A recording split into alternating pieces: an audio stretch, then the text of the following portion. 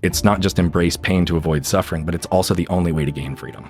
The 3 basic steps to get there is that we have to acknowledge the suffering we wish to avoid.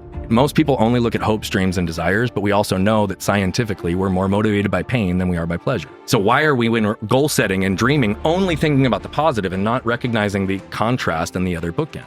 I had to make decisions early in my life because my physical pain was progressing at such a level that a life without my ability to play with my kids or play with my grandkids was the idea of suffering, which meant that I had to embrace the pains of doing the things necessary to get me there. The second is we've got to embrace the pains required, or we have to identify the pains we need to embrace that are ultimately be required. So what does that look like? When I first started to realize my physical transformation, go to the gym.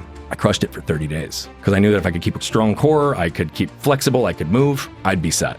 I went really strong for 30 days and then I stopped going. Now, most people think they're stuck because they have the wrong strategy and tactics in their life. So what would that look like? Well, I'd go join another gym. I'd hire a trainer. I'd go to Orange Theory. I'd get into a cycle bar. I'd just change the tactic or the strategy to keep my body fit. But I had to be honest with myself and realize that the pain I was avoiding was the anxiety I got in a crowded gym. So I had to pay attention to the fact that it was actually an underlying emotional trigger that was keeping me from aligning my physical reality to what I wanted.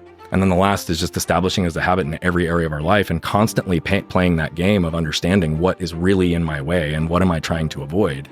Because most people, and even the experts in habit formation, say there's an upfront energy tax. There's a cost, there's an expense. No, it's an investment in your future self.